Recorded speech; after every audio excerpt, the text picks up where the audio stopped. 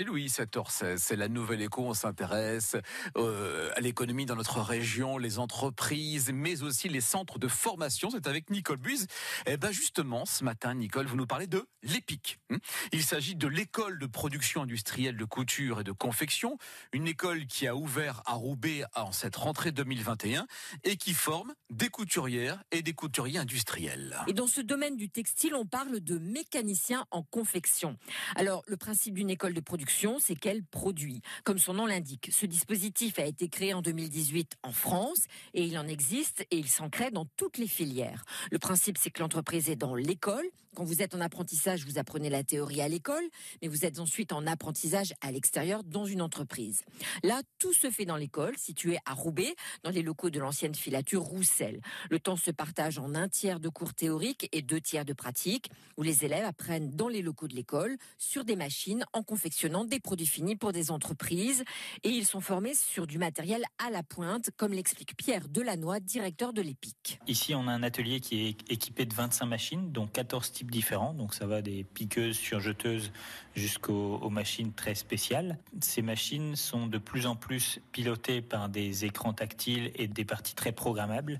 Et donc effectivement, l'objectif, c'est on a des machines qui sont actuellement celles qui sont dans les entreprises et en même temps des machines qui sont celles qui vont arriver dans les années à venir dans les entreprises, qui sont beaucoup plus modernes. Et l'objectif, c'est que les jeunes puissent maîtriser tout ce panel de machines. Le but étant que quand ils sortent au bout de 2 ans CAP en main, ils puissent intégrer directement une entreprise textile de la région et être complètement opérationnels. On sait qu'il y aura dans le textile au moins 200 postes à pourvoir dans notre région dans les 5 ans. Déjà, aujourd'hui, les entreprises de ce secteur textile n'arrivent pas à recruter autant qu'elles le voudraient, faute de personnel formé. Le secteur de la confection ne concerne pas que l'habillement, mais également le linge de maison ou encore les textiles techniques, d'où le besoin de ces machines spéciales.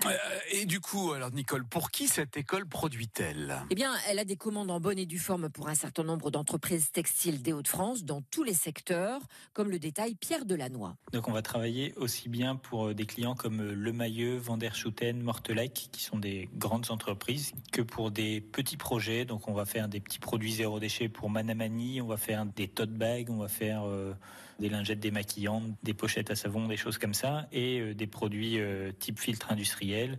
L'objectif, c'est avoir un client au bout, c'est valorisant pour un jeune parce que ça apporte du sens à sa formation et aux produits qu'il fabrique. Nous, on veut remplacer la sanction d'une note par la valorisation d'un client. Il s'agit en fait de ces entreprises qui n'arrivent pas à recruter. Elles sous-traitent ainsi une partie de leur production et pourraient très bien à terme embaucher ces nouvelles recrues une fois formées par l'EPIC.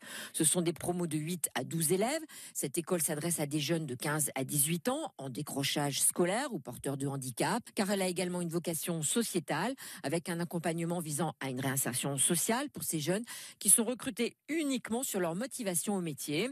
Il reste d'ailleurs des places pour la promotion qui vient de démarrer. C'est la première école de production textile à se créer en France. Ah ben voilà, merci Nicole Bute pour cette bonne adresse et on retrouve justement cette adresse sur notre site internet francebleu.fr.